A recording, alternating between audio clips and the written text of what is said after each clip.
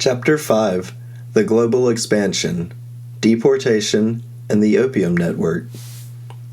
The deportation of Charles "Lucky" Luciano to Italy in 1946 represents not a failure of the iron grip, but its most profound strategic triumph.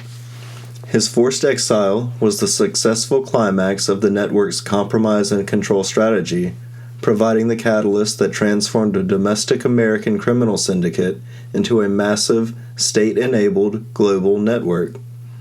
This geographic relocation was critical, guaranteeing the scale of untaxed capital needed to fully infiltrate U.S. financial institutions and politics. The strategic compromise: from prison to global headquarters. Luciano's freedom, which he never should have received, was secured through a calculated trade that permanently merged the U.S. government's interest with the criminal network's survival.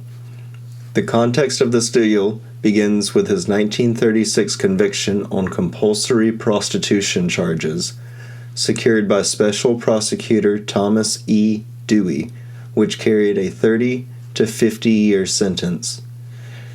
The outbreak of World War II, however, allowed the iron grip to leverage its structural asset, Operation Underworld. Luciano used his influence from prison to secure New York harbors against Nazi sabotage and provide key intelligence to naval intelligence.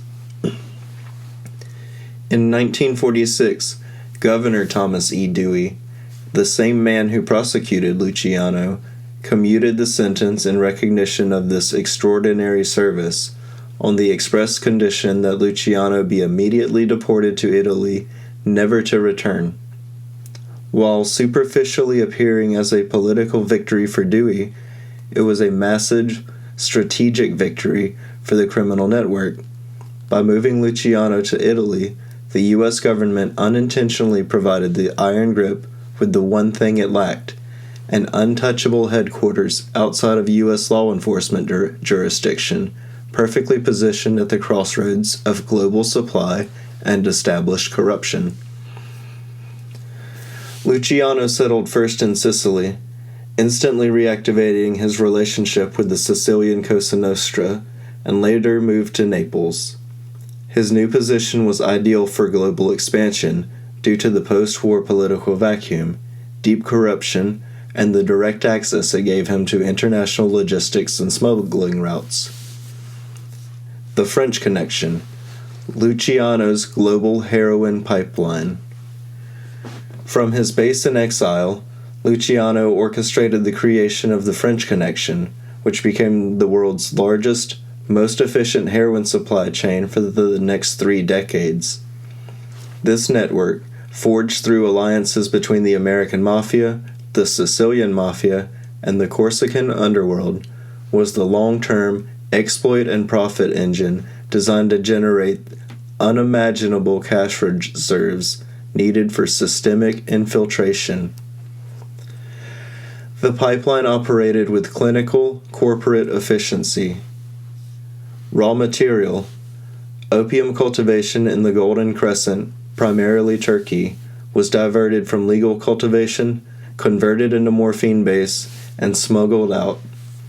Processing and refining: the morphine base was transported to clandestine laboratories in the port city of Marseille, France, the French part of the connection, often run by Corsican syndicates. There, it was refined into high-purity heroin. Transportation: the refined heroin was then shipped across the Atlantic, overwhelmingly destined for New York City. Smuggling methods were varied and ingenious, ranging from bulk shipments concealed in commercial cargo to hiding massive quantities inside the rocker panels of cars transported via ocean liner. Distribution: once landed in the U.S., the heroin was handed over to the American network, now controlled by Frank Costello and the Commission, who managed distribution into vulnerable urban centers. This massive, state-to-state supply chain generated billions in untaxed cash, providing the vital liquidity that the iron grip needed to purchase political protection, corrupt financial institutions, and secure long-term control. The laundering engine, from heroin cash to Wall Street capital.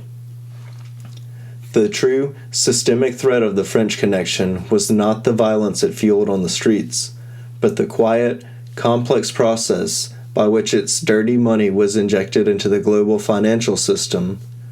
The massive heroin profits were converted into legitimate political and economic power through the three-step cycle of money laundering. Placement. The cash was first placed into the legitimate banking system using cash-intensive fronts like mob-controlled casinos, restaurants, and laundromats. This included smurfing, breaking huge sums into small, non-reportable deposits, under $10,000, to avoid federal transaction reporting requirements. Layering. This phase focused on obscuring the original source of the funds. The tactical maneuver of obfuscate and obstruct applied to finance. Funds were rapidly wired through a chain of international banks in offshore tax havens, Swiss accounts, Panama, using complex layers of shell corporations via fictitious loans or false invoices. The final, most dangerous step saw the laundered money invested back into the legitimate global economy, converting criminal profit into political and corporate leverage.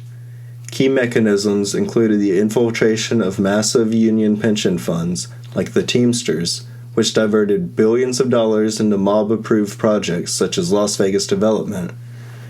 This capital was also used to acquire controlling stakes in key industries, construction, waste disposal, transportation, granting guaranteed clean revenue streams and political leverage.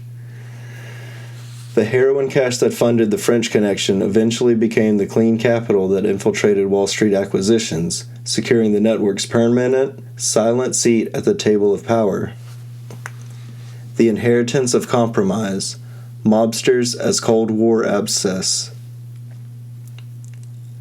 Crucially, the arrangement that led to Luciano's freedom was not a singular wartime transaction.